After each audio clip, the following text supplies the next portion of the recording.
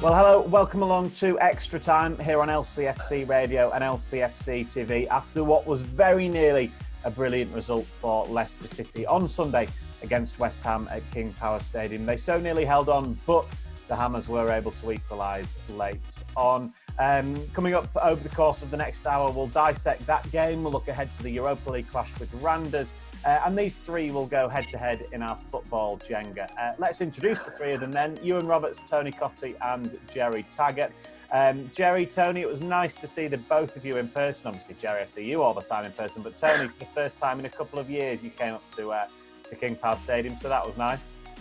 It was lovely, Danny. I mean, it's great to do the Zoom calls and that from the convenience point of view, I suppose. But there's nothing like going up to the ground. There's nothing like being at the ground, and it's just nice to see all the old boys as well. Not only did I see Tags and yourself and Matty, also saw Steve Walsh and also saw Ian Marshall as well, my old teammate. So it was lovely just to see everyone before the game and enjoy the football match. And it was quite a decent game as well, Dan. Ewan, you'll be next up for coming up for a home game. I'm sure you'll be wanting to do that. Also, I assume there's some tired eyes. Were you up for the Super Bowl last night, were you? Too late for me, Dan. Too late for me. I mean, it started at about 11:30ish, didn't it? I mean, I was desperate to watch a bit of it. But normally they sort of start off at 10:30, so I would have watched the first half had it started at 10:30. But I'm glad I didn't, because the Rams weren't. I didn't want them to win. I wanted the Bengals to win.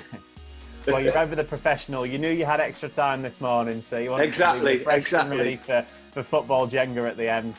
Gerry, you're always refreshed and ready for extra time, aren't you, on a Monday morning? Am I? I was going to let you answer that this morning, definitely. They're getting in. Great to see TC at the ground. I was beginning to think he was a hologram, TC. But he was there in the flesh in the studio. So yeah, it was great to see him. Good game of football. And as you put it, Leicester just a bit unlucky right at the end. Just the same old. We've been talking about it for time immemorial, haven't we? Set pieces at the minute, but yeah, a decent performance, especially in the second half. Very, very good. Yeah, well, I'll give those viewers, the supporters that are listening, watching along, an opportunity. We will be talking about set pieces, so if you want to switch off, then you can do now. Yeah, Gerry, it was just so close, wasn't it, Leicester? They were just so close to getting a win that would have completely changed the mood. Well, you saw the mood change during the second half at King Power Stadium. Everything would have been lifted, wouldn't it? Yeah, I think, that second half performance, they grew in confidence, grew in stature more than anything. Took control of the game in the second half. You have to say, at the beginning of the game, West Ham started the game the better without, actually pummeling Kasper Schmeichel's goal like we seen the other night against Liverpool. But they were in control of the game, took the lead. And Leicester were struggling a little bit to find a way through. But I think, we spoke about half-time and then about where the spaces were, where the gaps were for Leicester. And then at the beginning of the second half, Harvey Barnes, I think it was Sointup had a left-footed pass down the left-hand side into the channel. Harvey Barnes gets on the end of it. And that just set the tone for the second half. After that, West Ham sort of lost their shape. The gaps between the front players, the midfield and the back line, were stretched in the second half. Dewsbury Hall, Madison, started to find space in that midfield area. And they controlled the second half for large periods, you have to say. Deservedly took the lead. And we had great finish, great bit of build-up play.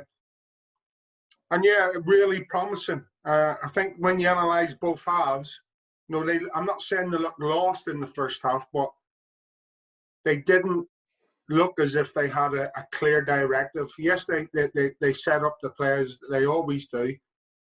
But it was only at half-time when they got in the dressing room and obviously sat down with the manager and the coaching staff that they worked out a different way of getting round this solid West Ham setup that they had, especially in the midfield area. They just completely blocked off Leicester trying to play through the thirds. But, at half-time, there was a few words saying, change the tactics slightly. And it worked an absolute treat. Yeah, Tony, I think you used the term at full time that it was very much a game of two halves, wasn't it, that one? Oh, absolutely, Dan. I mean, watching the game there live, West Ham controlled the first half. Yeah. Leicester were getting frustrated. There was, I said to you, we saw the possession stats, but possession's great, but you've got to make advancements. You've got to have possession in the opposition's half, and a lot of the possession from Leicester was just passing it across the back four. That centre midfield where West Ham are really strong, Rice and Souček, they blocked everything off. They couldn't get the ball into Taggart. And both myself and Tags, we touched on it at half time, the space was out wide.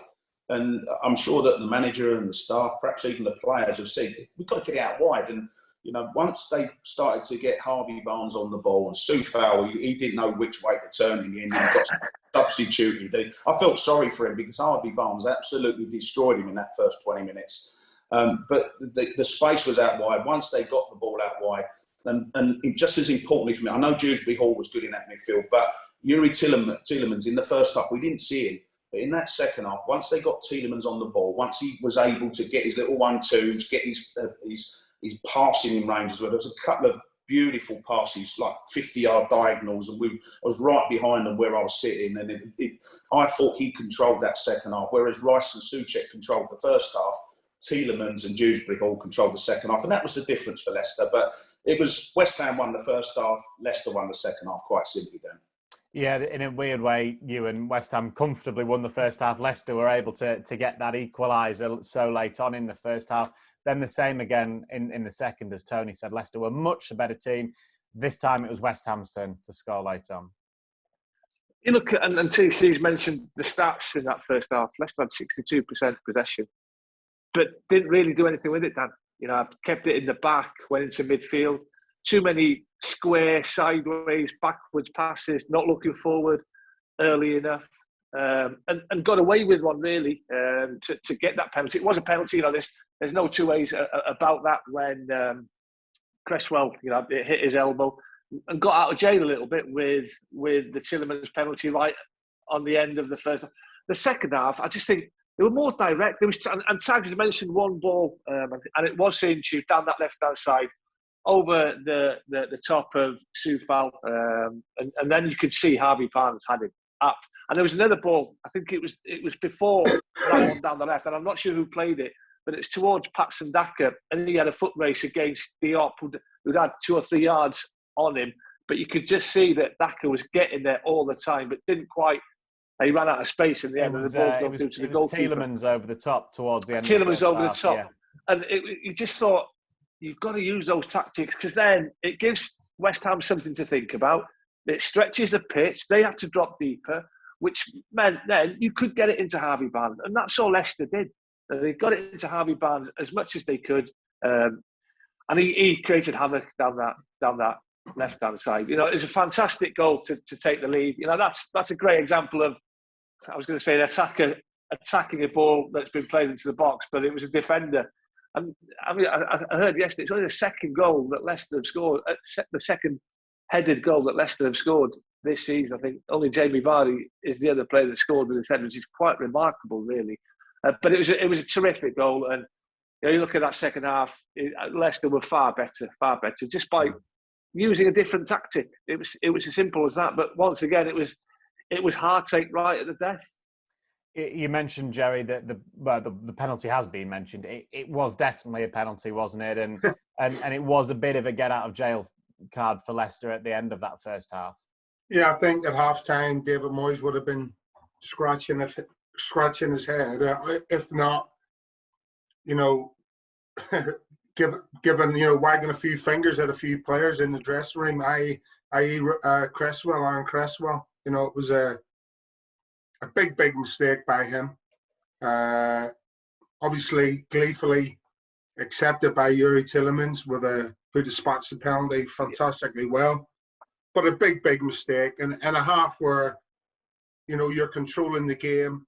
Yes, Leicester forced a couple of corners in that first half, but really that near post ball didn't really cause any problems. Should have been dealt with pretty easily, you have to say. In hindsight, looking at it 2 or 3 times on the replay. So for a player of his experience and quality, Cresswell, give away such a cheap penalty like that is, it's, bordering on criminal. And so very, very frustrating for David Moyes at half-time, to go in and try and sort that out. And whether or not that played into, Leicester's hands in the second half, who knows? But it definitely wouldn't help because, as TC said, they controlled the first half. Leicester huffed and puffed a little bit, but went in at half-time on level terms. It very much lifted the crowd as well, Tony, didn't it? I think the pass from Soyuncu that we've talked about, the ball over from Tielemans to Daka, they started to get the crowd going towards the end of the first half. It then took the goal, of course. And then from then on in the second half, the fans were right behind their team. I think it was a massive moment, that penalty being given, Dan, because if Leicester go in losing 1-0, there certainly would have been a few moans and groans at half-time when they walked off the pitch. Your team talk becomes a lot more difficult, excuse me, in terms of the managers. So it was a massive goal for Leicester to get. Just quickly on that handball now, I can never understand why players do it. And it's because it's so... I think it's an instinctive thing for players to do because you're trying to head it and because you think the ball's going to go past you think, oh, well, I need to stop it because someone might be behind me. And he's put his arm up and done that. It just came to me while Tags was talking. I remember playing for Everton in a must-win game, the last game of the season back in '94. We had to beat Wimbledon.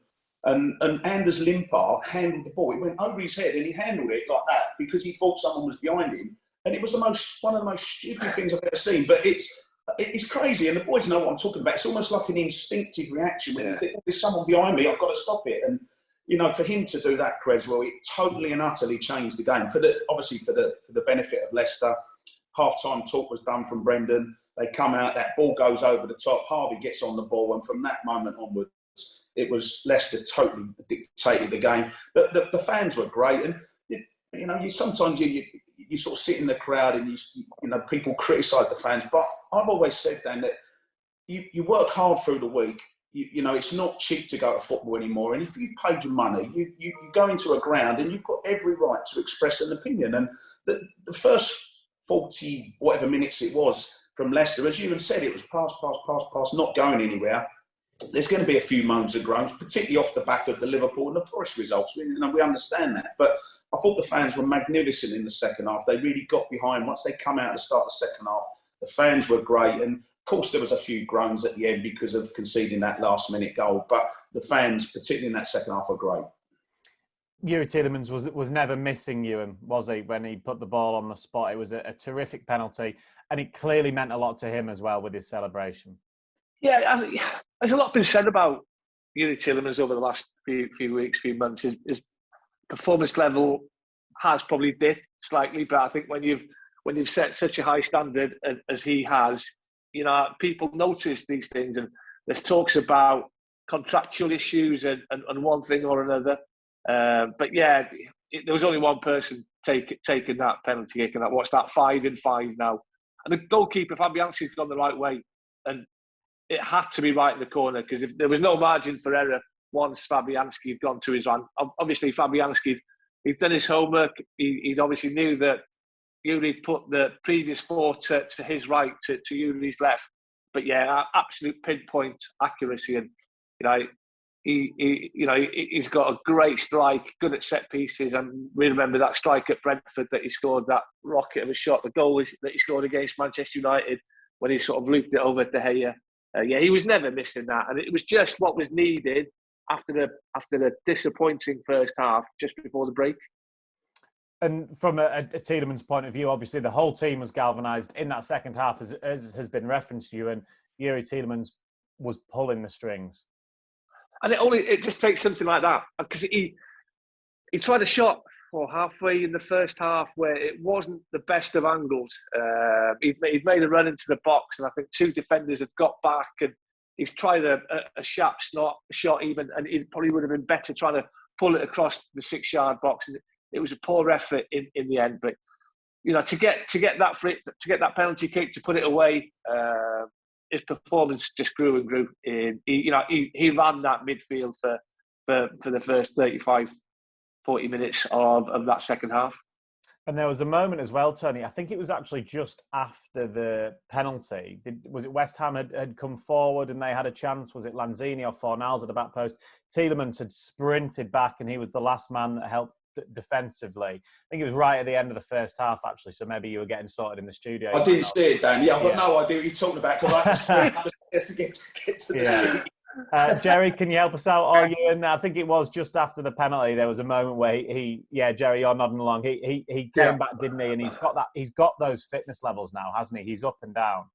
Yeah, absolutely. And maybe he has got a little bit of burnout. You know, he was at the Euros in the summer as well. He started the season well. He's dropped off a bit. Who knows why he has his loss of form has come in? But definitely, there was a couple of occasions. You know, you mentioned Tielemans. Maddison was another one who got back on occasion and got a vital block in as well. So you can see that the fight is in the team. You see that they're backing the manager. And you see that it means something to them in that second half performance. Yeah, and I'm not saying, all right, they got in at half time and, you know, the managers had a few words. They had a set way of playing in the first half. It just didn't work. No. And with the changes, they got that joy, and you could see the determination in the players that how much it meant to them to try and get over the line yesterday and get the 3 points. So, and it's those instances that you're talking about, i.e., tracking back, getting vital blocks in, that that make the difference. I think in the first half, I think it was Dewsbury Hall that made a challenge that got the crowd going to begin with. The crowd were pretty quiet. And as Tony says, probably rightly so, because there wasn't a lot happening apart from, Soyuncu and Daniel Amati just passing the ball between themselves.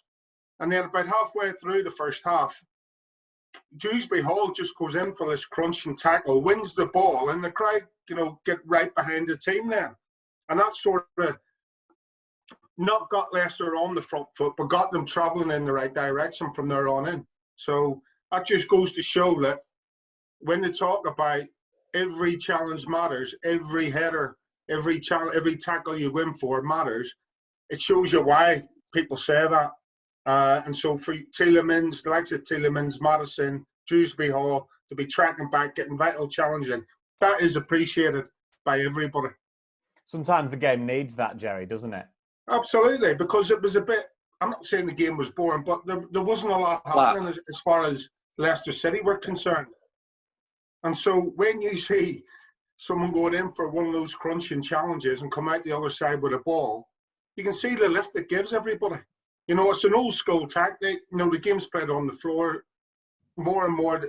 As the years roll by, they're trying to take these sort of challenges out. That's fine. But you have to say they're still needed in a game of football, especially to try and get the momentum going your way.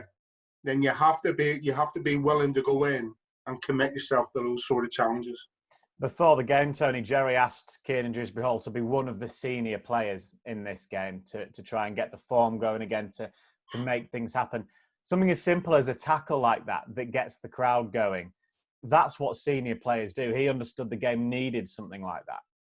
It's just growing in confidence, isn't it? We spoke about, I think I asked for the Leicester players to be brave on the ball. And it didn't quite happen for them in that first half. They was trying to get on the ball, but there was no creation. They couldn't find any space. And sometimes Tags is right. You just need something to happen just to spark the crowd off. And I remember the tackle. It was a crunching tackle, a fantastic tackle. The crowd went, "Whee!" And then it just gets the momentum going again. But Dewsbury Hall's been outstanding since he got into the team. Because it must have been hard for him, because he would have been scratching his head looking at all the players in front of him, the likes of Tielemans, the likes of Maddison, the likes of Harvey Barnes, etc. There's a list of Wilfred indeed. There's a list of tremendous midfield players at the club, and he would have been scratching his head thinking, how am I going to get into this team? I know I'm a good player, because he's obviously a good player, but how do I get into this team? And sometimes as a young kid, you can get frustrated with it and, get wound up a little bit. And then when you do get your chance, it doesn't quite happen. But what you can say about this kid is the moment he got into the team, he's been outstanding. And almost to the point where you get the feeling that Brendan is sort of thinking, well, Dewsbury Hall, yeah, he's in the team. And then he works it around it a little bit, because he's played all the games, hasn't he? He's been absolutely fantastic. He played really well in that second half. I've already mentioned Tielemans and Harvey Barnes, but Dewsbury Hall, crunching tackle in the first half, and then he was then dictating. I love it when he runs with the ball as well, because when you look at him, you think he's not that quick. But then he ran with the ball and he was going away from a player. And you're thinking, you know, when someone goes away from a player and they're running with the ball, it might only have been Suchek, I do give you that. But, you know, what I'm trying to say is I like the fact that he, a bit like what Declan Rice has brought into his game, Dewsbury Hall, who would look at someone like Declan Rice, you know, you've got to bring other aspects into your game. It's all right looking good on the ball and doing a little 10-yard pass. You've got to be able to do that killer 25, 30-yard pass. You've got to be able to run with the ball. You've got to be the all-round midfield player nowadays. Mm-hmm. And I think that's the key word, all-rounder. And that's all-rounder, yeah. And Dan, on top of that, he gives the team balance because he's left-footed. Yeah. So that natural balance that a left-footer gives you, playing on the left side, it just sort of, you know, keeps things in tandem, keeps that momentum on. Instead of people like chopping back on the right foot all the time coming inside, he keeps the flow nice and steady down that left-hand side. And as Tony rightly said, Iwan, that since I think it's November that he came in for the first time, hasn't let his Premier League place go. I think both FA Cup games, I think he missed the Watford one completely. And then the Forest one, he was on the bench to start with. Other than that, in the Premier League, he's been starting pretty much every single game. After training, whenever we're down at once a week or twice a week at Seagrave, if they do training sessions, Kieran Dewsbury Hall is always staying late. He's always there after. He's always arriving early to go into the pool or to do extra fitness work or do extra shooting at the end. He clearly cares about this football club, and he cares and he wants to make himself better. And he wants to improve. It's as simple as that, you know. And he knows he's at a fantastic football club. He's had to be patient, as many youngsters have to be this day and age. And since the very first moment he got into that first team, he's grabbed it with both hands. And that's all you can do as a player when you've had to be patient. You've had to wait for your time. When that time it does come, you always get an opportunity if you're good enough, and he's quite clearly good enough. He hasn't looked out of place. He hasn't looked overawed. He looks comfortable. You know, he looks the real package. And that second half yesterday, he was driving forward down that left-hand side. I have to say, when you talk about balance, I do think the performance improved when young Luke Thomas came on that left-hand side as well. Mm. And you don't, you know, Justin Thomas, he suffered that niggly little hamstring injury. We hope he's not out for too long. I just think if you've got a left-footed left back, I just think it gives you a better balance down that left-hand side. He's got a good understanding with Harvey Barnes, and I do think that things improved when Luke Thomas came on. Yeah, there was one moment, Gerry, in that first half. I think 5 minutes after Thomas came on, he nipped in, got a really good interception, and started a counter-attack, didn't he? And that again, something as simple as that gets the crowd going. Yeah, and he got forward and he started. Yeah. Making overlapping runs in support of Harvey Barnes, and we didn't really see that from James in the first half. So yeah, Ewan's absolutely spot on. You know, when you've got good balance on both sides of the pitch, yeah, it helps your cause. And for whatever reason with James, we know James loves driving forward, and he's just come back into the team after a lengthy layoff. So but straight away, as soon as young Thomas got on, Luke Thomas, he was off and running. You know, we know he loves to challenge himself. He's you know, he's not afraid to go in where it hurts. Which again, against a team like West Ham, we spoke about it. The physical side that West Ham bring. They're a big team. They're a physical team. You know, that's right up Luke Thomas's street, and you seen that yesterday. Just on Dewsbury Hall again, I think potential captain there, by the way, in the future for me, Dewsbury Hall. You think he's got the potential to be that good? Absolutely. I think, you know, you listen to Tony there about an all-round midfielder. I think he's got that in his bag, and he's got that leadership quality, as well as the quality on the ball and his willingness to work off it and on it. He's also got those leadership qualities that, you know, at times we lack as a team. And he's from Leicester, Tony. He cares about Leicester. You see, it is a match made in heaven, really. I was just going to say, if you can possibly give the captaincy to a local lad who's come through the system, I think it makes a big difference. Obviously, my team, Mark Noble, they've had the captain there who's been there for many years. We saw John Terry previous to that, Stephen Gerrard. There's been, some great captains over the years who've come through the academies and captained their club. And I think everyone connected with Leicester City Football Club would agree with Tags and say, one day, if he earns the right, because that's the thing, he's not going to get it just because he come through the academy and he's a local lad. You don't get the captaincy because of that. You get the captaincy because you show leadership, on and off the field as well. And if you are then a local lad as well, then I think everyone at Leicester would love to see that. And he's a young kid as well. How old is he, Dan? He's only young, isn't he? Yeah, 23. So, 23, exactly. So you'd like to think he's got 10 more years ahead of him. Obviously Casper's still there and he's going to hopefully be there for quite a few more years. But potentially in the long run, we are looking at a future Leicester captain. I agree with Tags. And speaking of the academy and the young players, Iwan, it was the left-hand side of Thomas, Barnes and Kieran Dewsbury Hall that drove Leicester forward in that second half.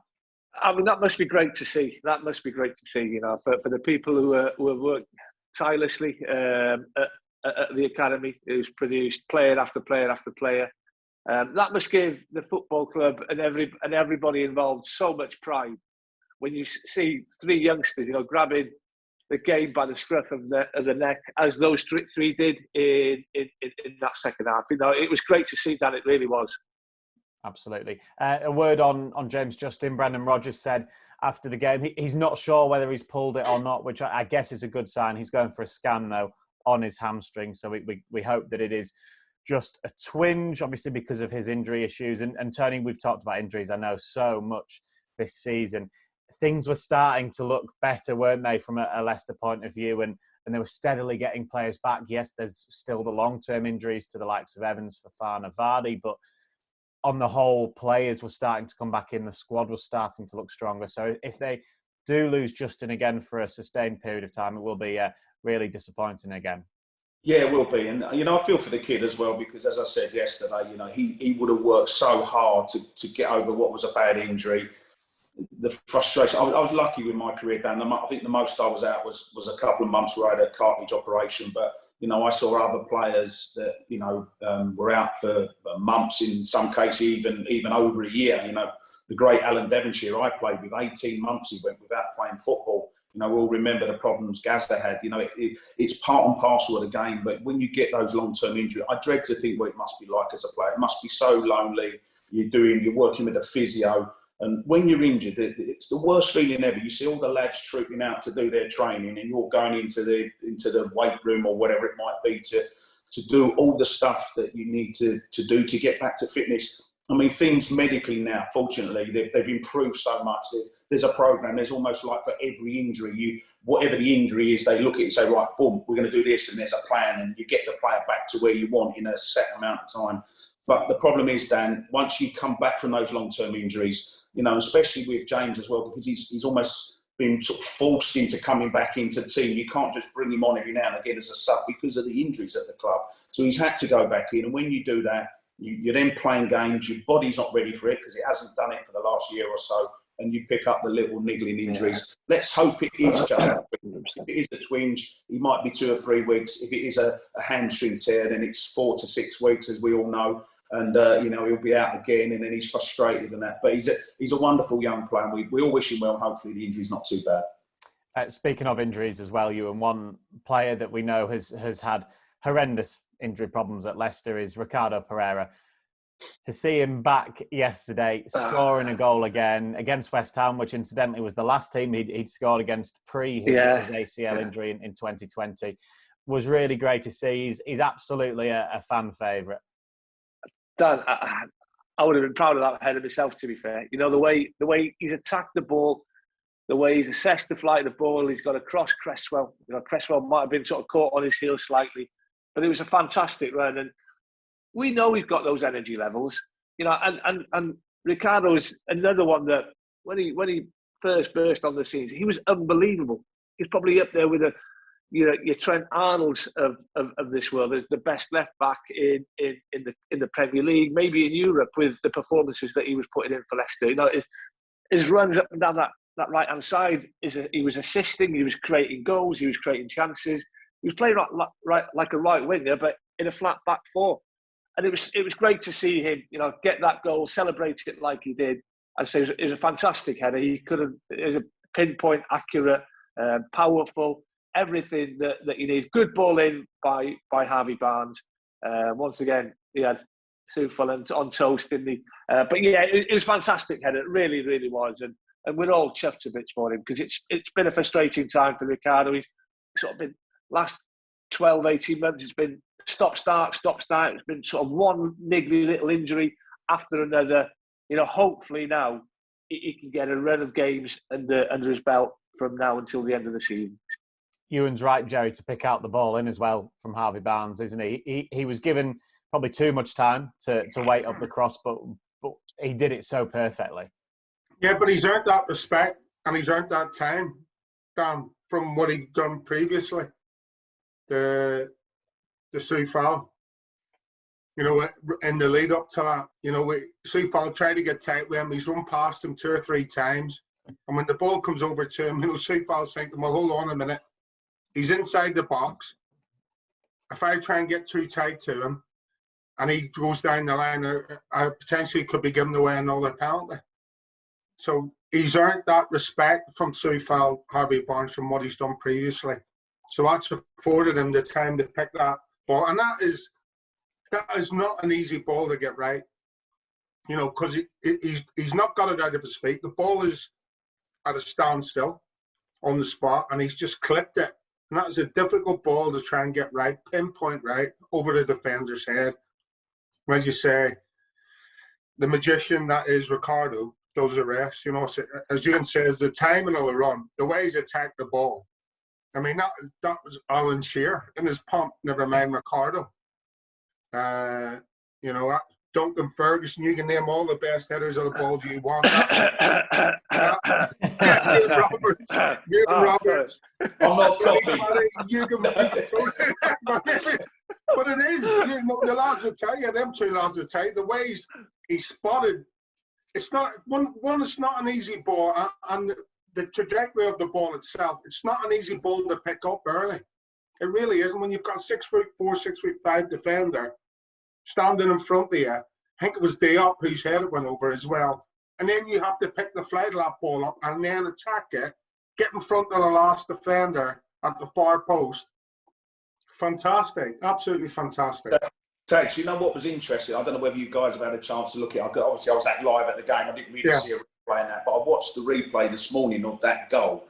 And it's actually really good build-up play. And Ricardo's involved in the He's involved in it, yeah, that's right. And he sets the ball to Youri Tielemans, and then he wanders into the box, and he's actually goal side of Aaron Creswell.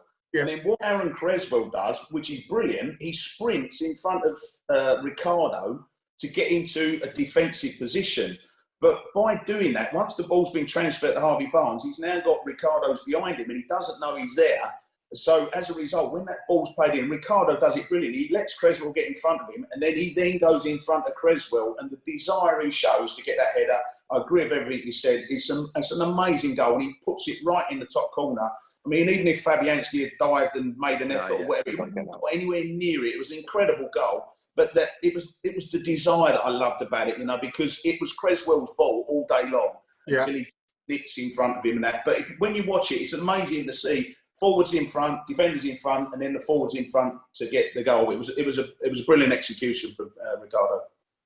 I'm sure when he ran away celebrating Iwan, he thought that was Iwan Roberts-esque, that header, Ricardo. Listen, he was naming everybody, Tags. He was naming centre forwards from 50 years ago, and there's one right in front of him. I did. I mentioned you. I was just, He was getting there, Iwan. He was getting there. Unfortunately, it deserved to be the winner, Iwan, didn't it? But it wasn't. Let's very quickly do something on set pieces, because Leicester. Don't ask me this. No, I'm not answering any more questions on set pieces. First and foremost, Dan, I can totally understand why Brendan made the substitution that he did, because obviously there is a big weakness with set piece. I think that's the 14th goal that now conceded from a set piece. So I can totally understand on 89 minutes, West Ham are going to go and throw everything into that box in the last 3 or 4 minutes. So you bring a centre half who's 6'5", and you take a midfielder off. So I get that decision to do that. I think 9 managers out of 10 would have done exactly the same. You look at the way West Ham pile bodies into that 6-yard box, which makes it impossible for me for Kasper to come out and maybe punch it away. It's a good delivery in. It's a great ball in from Jared Bowen from that right-hand side. I mean, what I don't quite understand, it's quite clearly come off Craig Dawson's arm.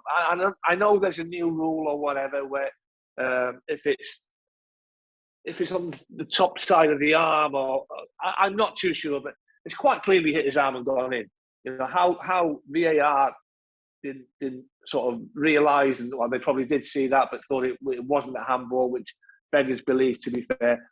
But somebody still let Craig Dawson run across them, and that's just not good enough. That's where your desire, your determination. It's one of those. As an individual, you've got to say, over my dead body is the person that I'm picking up scoring. If somebody else scores, hey, I can't do anything about that. That's down to him then. But if I'm picking you up, there is no way you're getting a free header from this set piece. To play devil's advocate slightly, Tony, obviously you watch a lot of West Ham. They score a lot of goals from set pieces, don't they? They're a very good side at attacking them, and they've got some great players. The delivery from Cresswell, from Bowen, as we saw with the goal, is very good. Yeah, well, I mean, they've got good delivery from both flanks, and then when you add in the likes of Diop, Dawson, Souček, even Declan Rice, Antonio, you know, they've got what you could argue Leicester haven't got. They've got aerial power. And you were talking earlier about the only 2 goals from headers, and that to me tells me that you haven't got the aerial power. Now, I'm not saying that you change your team around and pick everyone who's 6'4", because you can't do that. You've got to have a real good mixture. But it is deeply worrying. The stats are there. You can't dispute the stats. Leicester are the worst at conceding from set pieces. I think they was doing the zonal marking. I think they seem to have sort of gone a little bit zonal marking, a little bit man-for-man marking now, and maybe there's a bit of confusion. I know you don't always get time in between games, but if I was Brendan, I would have those players out there all day if it's necessary, and just get the good players that Leicester have got to whip balls in, the likes of, say, Dewsbury Hall, and just tell him to whip the ball into the 6-yard box, load it out with a load of under-23 players, and get the tallest under-23 players you've got at the club, and get them to stand in front of Kasper Schmeichel and work as long as you have to work to get it to happen. Because there's 2 things, like Ewan's touched on it. You have to take responsibility as a defender. If the ball's coming near you, you can't say, oh, it's not my man or whatever, I'm not going to head it, I'll leave it. You've got to go and attack the ball, like what Tags and Walshy and Elliott and all the good boys used to do defensively, like what Ewan used to do when I played alongside him up front. You take responsibility. That's my ball. I'm going to go and head it. And you get people like me saying, I'm not going to head it. I'm going to go to the knock-ons. Which is what I'm doing. But coming back to the defensive ones, 2 things. Defensively, you have to take responsibility as a defender. And secondly, I want to see Kasper punching the ball. For me, it will never, ever change. You can argue with me as much as you want. If that ball's in the 6-yard box, it is a goalkeeper's ball from the corner.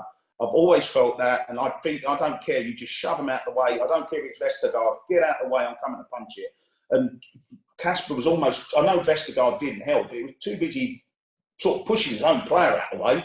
At which point he couldn't then come and get the ball. And when the header or off the arm as it was, it's 4 yards out. It's a goalkeeper's ball, in my opinion. The lads might say otherwise. I think it's a goalie's ball. If it ain't the goalie's ball, someone who's marking Dawson or near the ball has got to hit the ball. And it's just, players have got to take responsibility. It's all right saying, oh, Brendan, don't do this or we don't do that. I'm pretty certain that they would spend lots and lots of time at the training ground working on things. But if you're still conceding, you've got to work even harder. You can't just say, well, we conceded again, we'll look forward to the next game. Because it's costing Leicester. That's cost them 2 points, 2 valuable points. And if you go back through the season, look at how many points Leicester have lost because of set-piece conceding goals. It's probably 10 points at least. And you add those 10 points on, you're then in a contention for Europa League. Yeah. At the moment, you're in mid-table. The VAR, Gerry, kind of had a half look. I believe they said afterwards that they didn't see enough evidence to overturn the on-field decision being a goal, obviously. But the referee is never going to be able to see that from the angle that he is with the bodies that are in front of him. I don't know. I know we probably shouldn't. No, say I think when you've seen it live, no one. I'm not saying it wasn't clear that it hit his shoulder, the top of his arm, whatever. Okay. So it looked like a clean hit. Okay, it wasn't a bullet hitter, but it's ended up in the back of the net. I'm watching it live. We wouldn't have thought, oh, that's a handball. And then when you watch the replay, obviously his arm is by his side when he goes up and heads it. It does hit his arm. I don't know. I'm not too sure about the ruling either, Ewan, but I think it's apparently if it's above the sleeve, then it's not a handball. As long as you're not helping it in with your arm, sort of thing. And I don't think he did that. But VAR. Here we go again. At the end of the day, they had a look at it. The goal was given, and I said it yesterday. The more concerning thing for me was the fact that it was another free header in the box. That's the most concerning thing. When you get to that stage of the game, as the lads have already said, as a defender, this is your time to shine. It's as simple as that for me. This is your time as a defender to take full responsibility of the situation that you're in. And unfortunately, that didn't happen yesterday. Forwards get all the plaudits when they bang the ball into the back of the net at the other end of the pitch. Defenders get the praise when they stop the ball from going in their own net. And those are the situations I'm talking about. This is your time to shine as a defender. You should be almost willing West Ham to get a corner because you as a defender are going to step up and say, all right, when that ball comes in the box, I'm heading it. I am going to make sure I get something on that to make sure that my team wins this game. And that is the attitude you have to have. And I know that sounds a bit strange. You're almost willing West Ham to get a corner. But when things like that do happen in those certain instances in a game, i.e. in the deep injury time, they're putting a bit of pressure on us. You have to shove everyone to one side and go, right, bring it on, because I'm ready for it. And that's the only sticking point that I have. I don't see that. I'm not saying there's panic in the box, but if you go back and analyse that goal and other chances that West Ham had from corners that didn't go into the net, and the goal the other night against Liverpool, it seems to me that defensively they're not too sure what they're doing. They're not defensively savvy. They don't understand the jiggery pokery, let's call it, that goes on inside a box between attackers and defenders. And Ewan and Tony will know exactly what I'm talking about here. And for me, they're just a little bit lost in those scenarios where they're not defensively savvy enough to deal with them. Well, they've got another opportunity on Thursday, Ewan, don't they? The Europa Conference League, Leicester's first game in that new competition. They face Danish side Randers. They're fifth currently in the Danish league. What are you expecting in that one? It's a good opportunity for Leicester to get back to winning ways. Well, what is it now? No wins in 5. One win in their last 6 Premier League games. Need to start getting back to winning ways. And realistically, when you're looking at a team like Randers, no disrespect, you've just said that they're fifth in the division. I think they lost to Bromby over the weekend. They're the lowest scorers in the top half of the division. So it has to be one that the lads have to go out and win. For me, it's as simple as that. There'll be hot favourites going into that one. Don't know what to expect from Randers in all honesty, but yes, Leicester will be firm favourites, and they need to get back to winning ways because, like TC said about the points that Leicester brought, and he's spot on in what he said. You look at the last 4 Premier League games, Leicester have been in really good positions in 3 of those 4. The game against Spurs where they're winning, and they end up losing that one miraculously. The Brighton game, they're winning the game 1-0, then they concede. The one yesterday, they're in touching distance of winning the game, and they dropped 2 points if you collect those points together that they've dropped in those 3 games, then they're not far off the top 8, top 7, top 8, Dan. But yeah, it's another competition, another one I'm sure Brendan will want to go out and do well and go to the later stages of. What do you think he'll do team-wise, Tony, on Thursday? Probably a couple of changes, Dan. I mean, let's be honest, with all the injuries, it's hard to utilise the squad because you've got so many players injured. But, I would have thought quite a few of the players that are on the bench. Iheanacho immediately springs to mind. I'm sure he'll play instead of Patson Daka. And there'll be other players like Michael Brighton, maybe, who, steady Eddie player that's going to come in and give you, you know what you're going to get with Mark. So, but I've just had a quick look at the teams left in there. You've got some decent teams. There's Celtic, PSV, Marseille.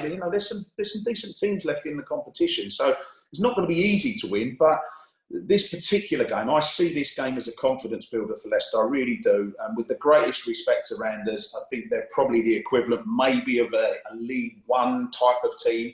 They'll be okay, but they're not going to be the equivalent of a Premier League team. I think the game will come down to one thing, Dan, and that's attitude. And I think if the right attitude is shown by Leicester, it's like an FA Cup game. When you're at home or away to a lower league side, you've got to have the right attitude, the right mentality. Because if you don't, then you're sloppy. We'll have a first half like what we saw against West Ham, and then all of a sudden it's 0-0 at half time, and you think we need a few goals because we've got to play the second leg away. So I think if Leicester pick a good team, which I think Brendan will do, if they show the right attitude, there's no reason why they can't get a nice confidence boosting 3 or 4-0 win, and then you can relax a little bit for the second leg. Final point on Randers, Ewan. I know you were saying that they're the lowest scorers in the top half. I know that they, in their Europa League, the Europa Conference League group, rather, they came second in that. They had AZ Alkmaar were in there, Jablonec and Cluj. Yeah. They only won 1 game of their 6. They got 7 points winning 1 game, and that was enough to qualify. So that, again, maybe hints towards the fact that they've not been in great form this season.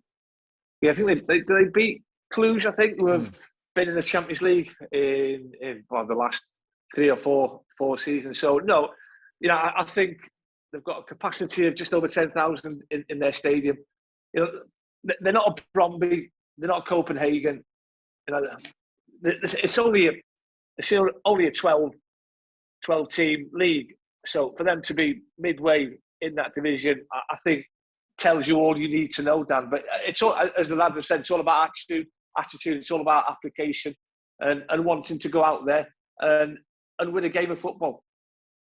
Any results, Gerry, that caught your eye over the weekend in the Premier League? I'll have to look them up, Dan. Right, we'll come back to you, Gerry. You know we do this bit at the end of every show. Go on, Tony, you can kick us off.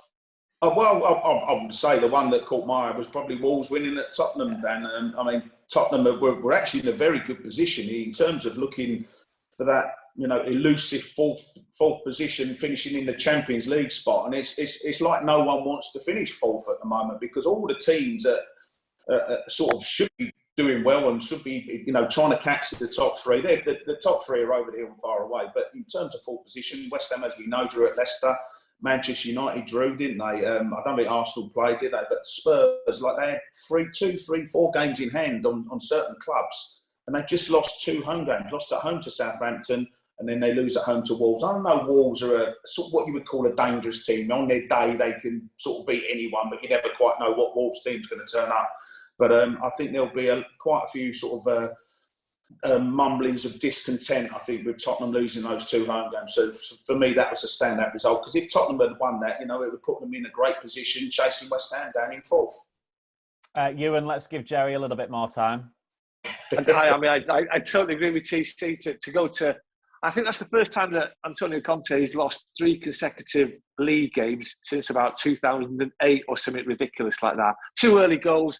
They don't score many goals, Wolves, anyway. I think they're the 3rd lowest scorers in the division, but I think apart from Man City, no one's conceded less goals. I think Newcastle, they're on the march, aren't they? A good win against Aston Villa at St James's Park, even though, how on earth VAR disallowed that Ollie Watkins goal?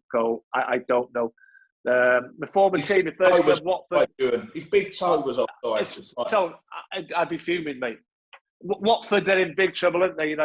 They sacked Claudio Ranieri, brought Roy Hodgson in. I think he's won 1 point in his first 3 games. They haven't scored a goal under Roy. They're in big trouble. But yeah, I think the big one for me was Wolves going down to the Tottenham Stadium and coming back with those, massive 3 points. And, obviously Wolves are Leicester's next Premier League opponents next Sunday.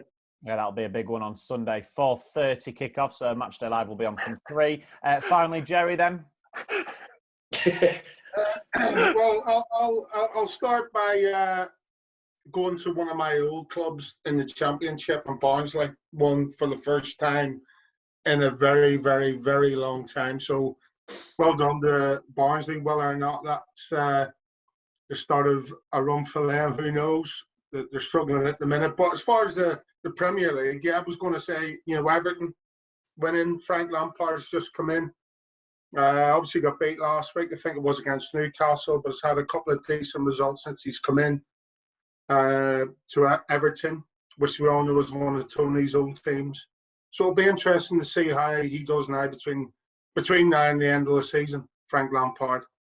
I'm not saying he was, the favourite for a job, but we've heard reports that Wayne Rooney was offered a job and turned it down. Frank Lampard and 1 or 2 others. So yeah, he seems to have sort of settled the Everton ship for now. I mentioned the Wolves game, Matchday Live on Sunday. Of course, before that, it's Randers. That's an 8 o'clock kickoff, so do join us from 6:30 on Matchday Live. Before we do that, though, we've got to do our football Jenga, haven't we, at the end of extra time. Iwan's in red-hot form at the minute, as we know, to Gerry and to Tony. Right, the theme is, with Leicester drawing yesterday with West Ham, I want you to I'll name the teams that Leicester have drawn with in either the Premier League or the Europa League in the last 3.5 seasons. So basically, since the start of the 2018-19 season, any team that Leicester have drawn with in either the Premier League or the Europa League. And Gerry, you can kick us off for us, please. Tottenham. No. You are joking me. You are joking me. They've not drawn with Spurs in 3.5 years. No. Wow. Wow. Unbelievable. That's Well, Gerry's out already. For me. Yeah. No boom this morning, Tags. No boom this one yet. Right, Tony versus Ewan then. Well, can I go West Ham then? Absolutely. Yeah. Surprised you didn't go for yesterday, Gerry, but it doesn't matter. Tony said West Ham. Brighton, Hove Albion. I'm going to be guessing at these, Dan. I'm going to go Aston Villa. That is the shortest football Jenga that we've ever had when there have been 3 of us. No, Aston Villa is not one of the answers yet. There's always a win either way. So he's got the answer one right here. Yeah. How about Napoli at home in the cup? Correct. Is that all right, Pete? Is that all right, Pete, Tags? Very good. I think Ewan's got all the answers up on his screen. Yeah. He gets all the answers up. I text you in the theme beforehand. I've got my paperwork, boys, but I got it completely wrong today. I took a guess on. That's why I didn't watch the Super Bowl last night. He was up to 5:30, but not watching the Super Bowl. Smart. Is that 6 on the spin, boys, or what? Well, No, I beat you 2 weeks ago, you. No, you didn't, mate. You didn't. That was a void. That's asterisk. It's an asterisk win, but it's a win. Yeah. Right. It's a win. Boom. It's like that handball goal from Dawson yesterday. The other teams that you could have had: Arsenal, Braga, Burnley, Chelsea, Palace, Everton, Fulham, Leeds, Liverpool, Manchester United, Norwich, Slavia Prague, Southampton, Spartak Moscow, Watford and Wolves. Basically get anyone except the 2 that need taxes. Basically, I think it was unbelievable. Apart from Man City, Spurs and Villa, you could have had any of the Premier League teams. How's your luck, Tags? Which is brilliant. Unbelievable. Yeah. Well done anyway to you, and back to winning ways. Thanks to Gerry, to Ewan and to Tony. I think Gerry and Tony, we've got you both on Thursday. Yes, Thursday, Dan, yeah. Yeah, and then Ewan, we'll see you hopefully whenever you're next on. But we do appreciate your time, and yeah, have a great rest of your week, everybody.